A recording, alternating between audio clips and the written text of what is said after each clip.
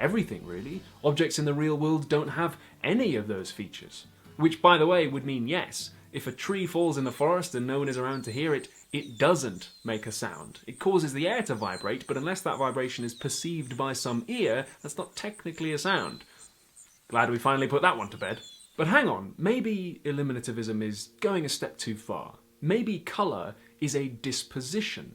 So to say that a tomato is red is to say that it has some properties that generally cause most humans to experience it in similar ways.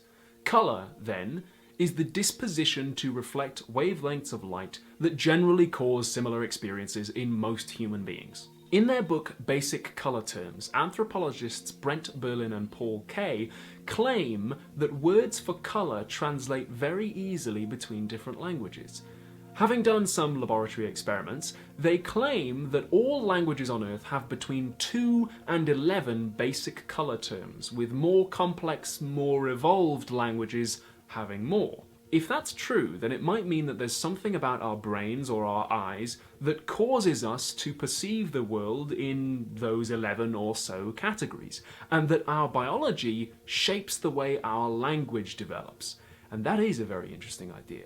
There's a big question which overlaps philosophy and anthropology. Does language shape how we see the world and behave? Or does it only describe the world? The idea that biology precedes language is called linguistic universalism. And if Brent and Kay are right about colour terms very easily translating, then it looks like that might be evidence for linguistic universalism. But there might be some problems with their research. Social scientist Barbara Saunders points out that they assume a very Eurocentric, very Western idea of progress and evolution. Just because a language has fewer basic colour terms doesn't mean that it's less evolved. It might have just as many colour terms as the speakers need, i.e. it's perfectly evolved to suit its environment. And it also doesn't mean the language is less complex. Linguist and ethnographer Daniel Everett claims that the Piraha people of the Amazon have no words for colour at all, and yet Piraha is one of the most complex languages there is. Furthermore, Berlin and Kay assumed that you could find out what a language's colour words are in a laboratory by pointing to a colour wheel and going, "What's that?" What they didn't consider is that the appropriateness of using a certain word might be socially determined, and so you'd have to look at a lot of different contexts of usage to find out what people really mean when they use it. This was a point that was actually made by philosopher Ludwig Wittgenstein years before Berlin and Kay even did their experiments. Wittgenstein writes, "If I say that a piece of paper is pure white, and if snow were placed next to it and it then appeared grey, well, in its normal surroundings I would still be right in calling it white and not like grey. It could be that I use a more refined concept of white in, say, a laboratory, where, for example, I also use a more refined concept of precise determination of time." So Saunders says of course Berlin and Kay's research appears to support linguistic universalism. They were pretty much setting it up to do that from the start. Wittgenstein had his own ideas about what colour words really mean, but I want to take a step back from all of this, since we're unlikely to settle this question in a 10-minute video anyway, and just ask, who cares?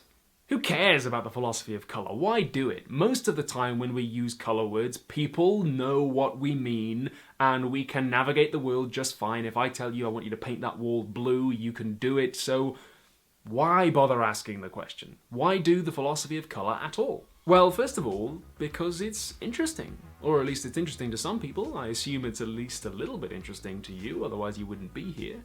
Sometimes philosophy can be just learning for its own sake, and that's fine. That should be enough.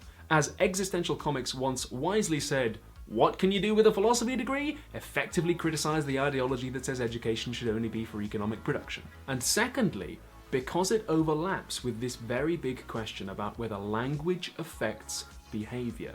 Remember the Piraha? Everett argues that their uniquely complex language massively shapes the way that they live. There are concepts and ideas that appear in English that cannot appear in Piraha, and vice versa. So a native English speaker's behaviour will differ hugely from a native Piraha speaker's behaviour. The idea that language affects how we behave is called linguistic relativity.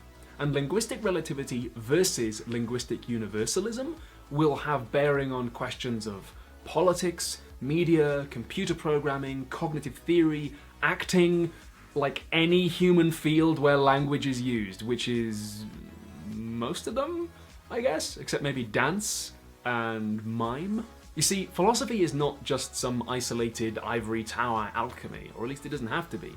It can overlap with various other fields to be fascinating and varied and dynamic, as well as just fun and interesting in its own right, which I guess is kind of why I do what I do.